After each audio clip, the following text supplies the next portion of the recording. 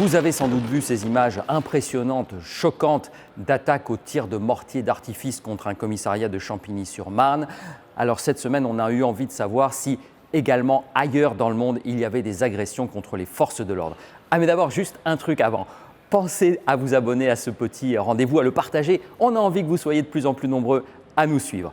Alors, y a-t-il des violences contre la police ailleurs dans le monde? Direction cette semaine Washington, Beyrouth, Bruxelles et Londres. Nous vous emmenons devant un commissariat américain, devant une crèche en Belgique, dans un appartement londonien et au milieu des graffitis à Beyrouth.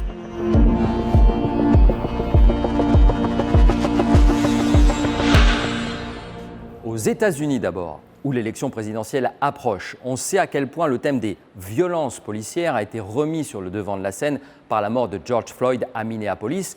On en avait d'ailleurs parlé dans ce rendez-vous ici même avant l'été. Mais il y a aussi l'inverse, les agressions contre les policiers. En particulier, une agression mi-septembre à Los Angeles dont on a beaucoup parlé aux États-Unis. Un homme a tiré à bout portant contre 2 policiers. Et évidemment, le sujet s'impose sur le terrain politique en pleine campagne électorale, essentiellement au profit de Donald Trump. Mi-septembre, il y a ce fait divers qui glace l'Amérique des froids. À Los Angeles, dans le quartier de Compton, un homme armé s'approche d'une voiture de police stationnée et sans aucun motif apparent. Il ouvre le feu sur les 2 officiers à bord. Les 2 policiers sont grièvement blessés. Donald Trump va réagir très vite sur Twitter. Il écrit « Cet animal devra être battu très sévèrement ». Même tonalité chez Joe Biden qui estime que le tireur devra ressentir toute la brutalité de la loi. Alors évidemment, en pleine campagne électorale, les 2 candidats affichent leur soutien aux policiers.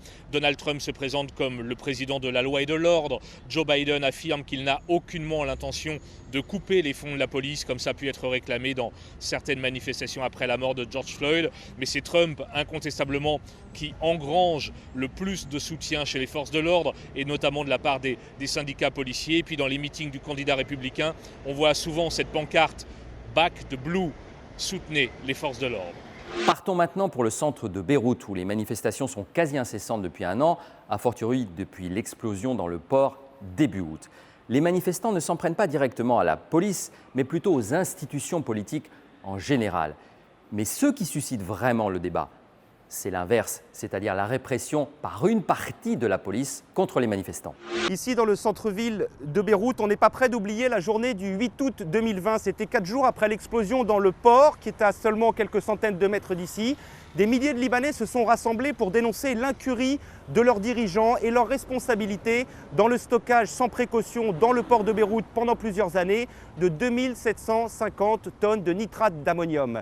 Le 8 août, ces manifestants ont commencé à s'en prendre à des bâtiments publics, des institutions, notamment des ministères qui sont situés aussi à quelques mètres. Et puis certains d'entre eux ont voulu marcher sur le Parlement libanais. C'est là que les choses ont très mal tourné. Les forces de l'ordre ont répliqué non seulement avec des lacrymogènes, mais aussi avec des tirs de balles en caoutchouc à bout portant et plus grave encore, avec des tirs de chevrotine, c'est-à-dire des tirs à balles réelles. Alors qui a tiré? Ce serait la police du Parlement qui ne dépend pas de l'État libanais, mais qui dépend directement du chef du Parlement, qui est aussi le chef du mouvement Amal, un puissant parti chiite qui était autrefois, pendant la guerre civile, une milice. Cette police rejette toute responsabilité, elle renvoie vers les autres forces de l'ordre déployées ce jour-là, l'armée, les forces de sécurité intérieure, la police nationale ou encore la sûreté générale, car au Liban, les forces de l'ordre sont à l'image du pays, aussi segmentées et sous influence des différents partis confessionnels, donc beaucoup plus enclins à les protéger eux qu'à protéger le peuple libanais.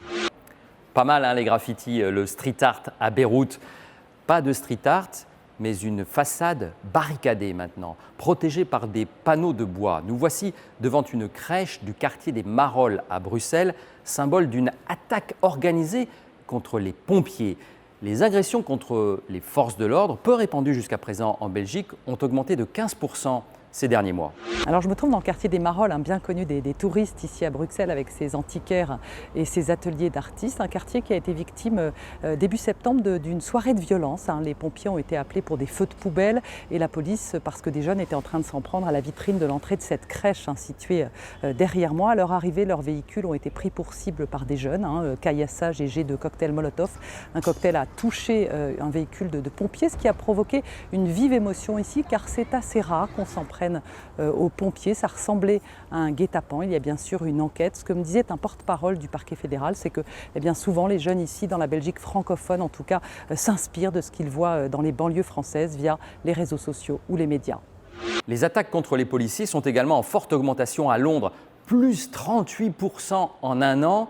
Du coup, la loi s'est durcie au Royaume-Uni. C'est là qu'on termine notre tour d'horizon cette semaine. Oui, c'est une période où Londres a été le théâtre de nombreuses manifestations. Ça va des rassemblements de Black Lives Matter à des démonstrations de groupuscules d'extrême droite. Et ça a souvent tourné à la confrontation physique avec les forces de l'ordre et des policiers ont été blessés. Plus récemment encore, les anti-masques, anti-confinement ont organisé des manifestations dans la capitale et invariablement, ça s'est terminé en affrontement. Et puis, pendant le confinement, au début de l'année, les esprits se sont parfois échauffés. Ceux qui ne voulaient pas respecter les restrictions sanitaires ne se sont pas laissés forcément rappeler à l'ordre facilement. Ça ne s'est pas toujours bien passé. Et certains policiers se sont même plaints de se faire cracher ou tousser dessus, ce qui est considéré comme une agression dans cette étrange période d'épidémie. Face à cette remise en cause grandissante contre les forces de l'ordre, le gouvernement a réagi et la loi a changé cet été. Désormais, agresser un dépositaire de l'autorité, c'est une peine qui peut aller jusqu'à 2 ans de prison. Auparavant, c'était 1 an. Les agressions contre les policiers sont donc en augmentation aussi ailleurs. Mais des attaques aussi impressionnantes que celles contre le commissariat de Champigny-sur-Marne, ce n'est pas monnaie courante. Allez, à la semaine prochaine.